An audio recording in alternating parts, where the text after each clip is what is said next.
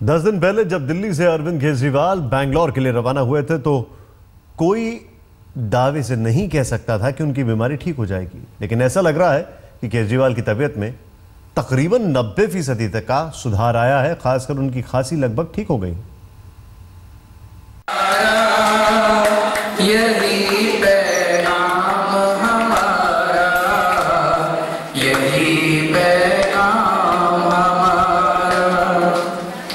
हर एक महल से कहो कि झोंपड़ियों में दिए जलाए, हर एक महल से कहो। लगता है दिल्ली के मुख्यमंत्री अरविंद केजरीवाल ने अपने एक और दुश्मन को चारों खाने चित कर दिया है। जिस मर्ज की दवा तलाशते तलाशते दिल्ली से बेंगलोर तक पहुंचे थे, उसे हासिल करने में सफल हो गए केजरीवाल। लगता है उनका पुराना दुश्मन मैदान छोड़ चुका है।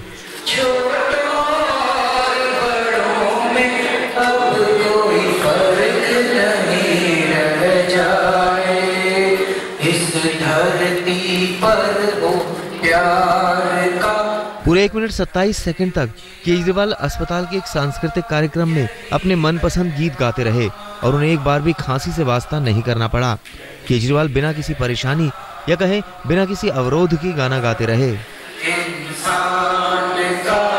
इंसान से हो भाईचारा, यही पैगाम हमारा, यही पैगाम। 1 मिनट 27 सेकंड के बाद जब गाना खत्म हुआ तो हॉल में तालियां बजने लगी। आपको याद दिला दें कि अभी 10 दिन पहले केजरीवाल की हालत कुछ ऐसी थी।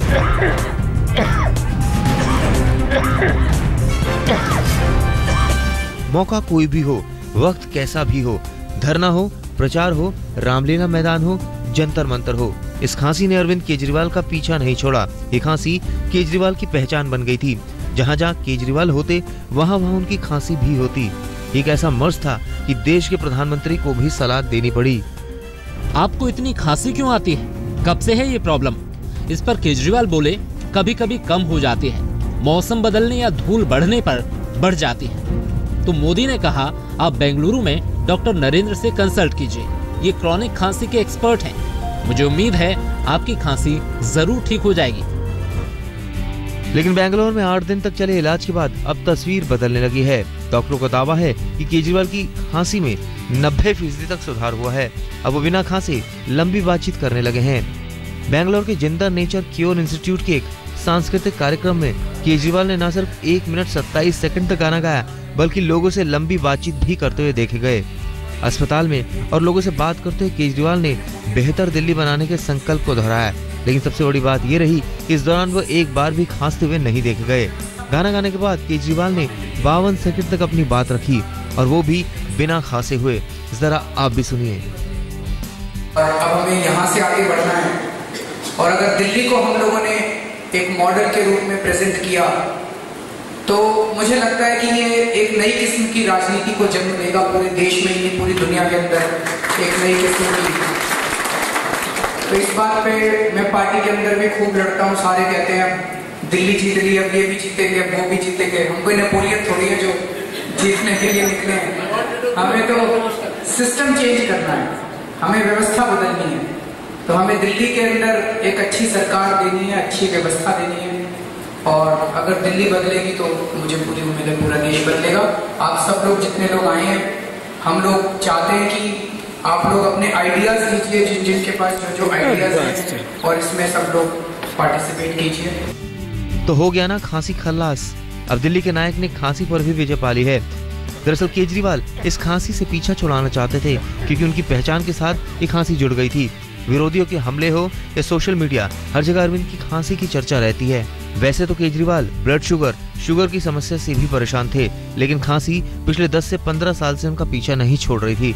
लेकिन लगता है कि अनुशासन और सधे इलाज ने केजरीवाल के बड़े दुश्मन का नाश कर दिया है। आज तक ब्यूरो। केजरीवाल की तबीयत ठीक होने में डॉक्टरों और उनके खुद के कई कड़े अनुशासन का सबसे ज्यादा योगदान है। अस्पताल में डॉक्टरों ने अरविंद केजरीवाल के लिए सख्त नियम और कायदे को लागू किया। केजरीवाल सुबह 5 बजे उठ जाते थे, जबकि रात 10 बजे उन्हें हर हाल में सोने के लिए जाना पड़ता।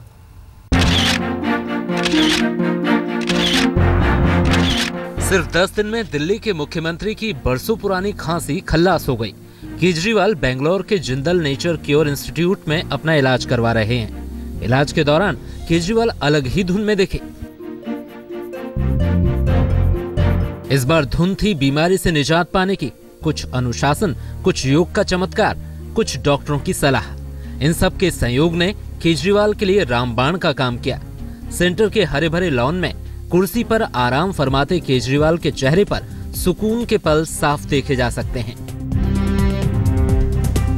डॉक्टरों के मुताबिक केजरीवाल का अब ब्लड शुगर भी काबू में है और खांसी की खिचखिच पहले के मुकाबले कम तंग कर रही है।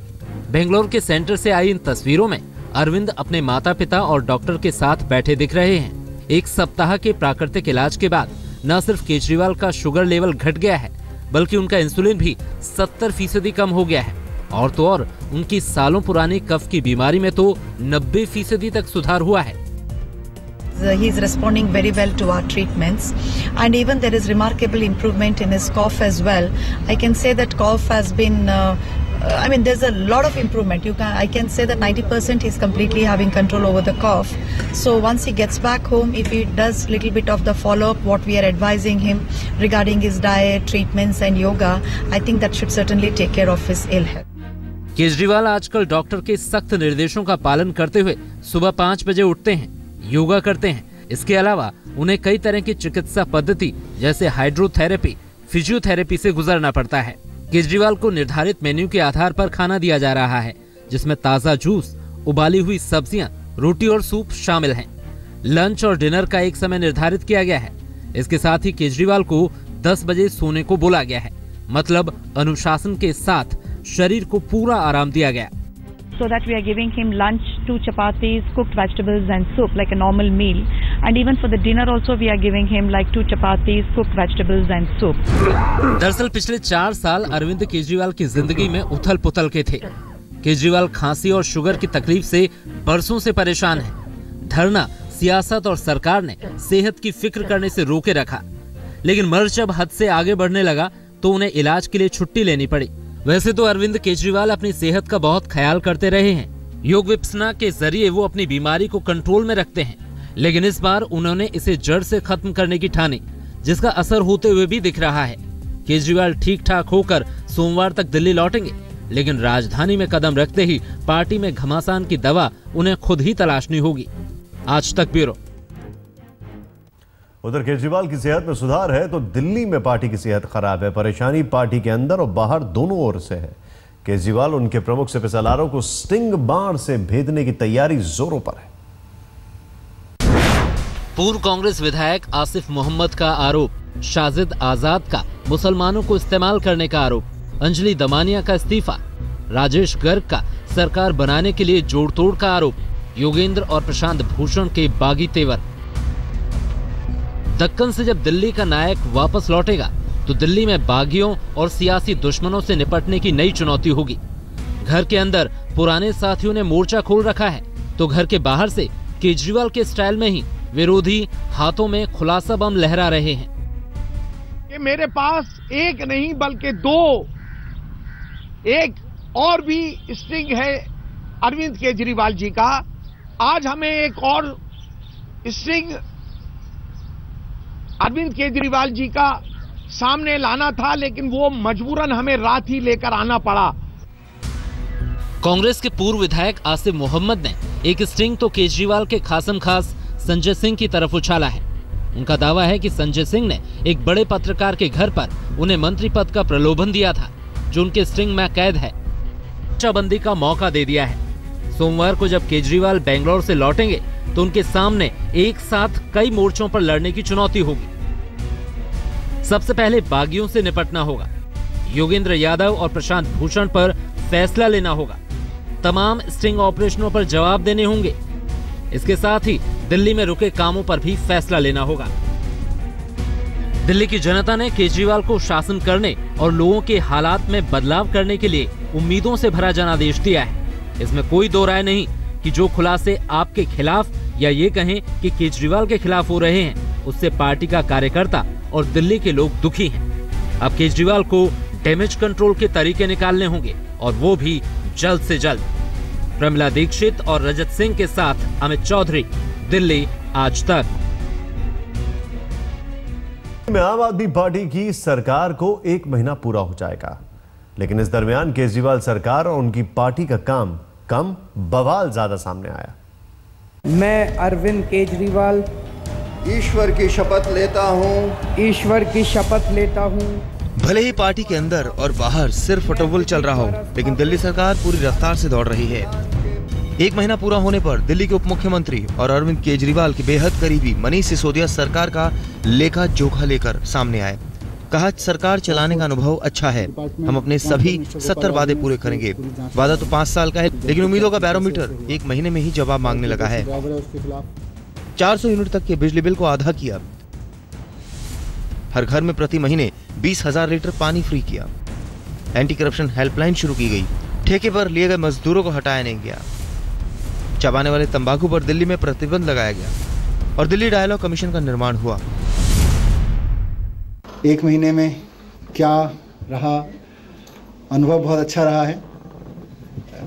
पूरे कॉन्फिडेंस के साथ हम लोग काम कर रहे हैं। सरकार पूरी तेज़ी से काम कर रही है। आम आदमी पार्टी की सरकार जिस विज़न को लेके काम कर रही है, जो 70 पॉइंट एजेंडा है उसको लेके और भी बाकी चीज़ें जो सिस्टमिक चेंजेस हैं उन सब को लेके जो बजट बनेगा वो जून में मोस्ट प्रोबेबली लेकर आएंगे, लेकिन अभी वोट ऑन अकाउंट मई के लास्ट में या जून में लेके आएंगे। दिल्ली सरकार ने घोषणा की है कि वह उस भ्रष्टाचार निरोधक हेल्पलाइन को जल्द ही नई रूपरेखा के साथ शुरू करेगी, जिसे पिछली 49 दिनों की सरकार के दौरान शुरू किया गया था। लेकिन तारीफों के पुल के बीच कुछ सवाल भी हैं, जिसका जवाब बेंगलोर से लौटकर आने पर केजरीवाल को देना होगा। दिल्ली को पूर्ण राज्य के दर्जे के लिए सरकार ने क्या किया?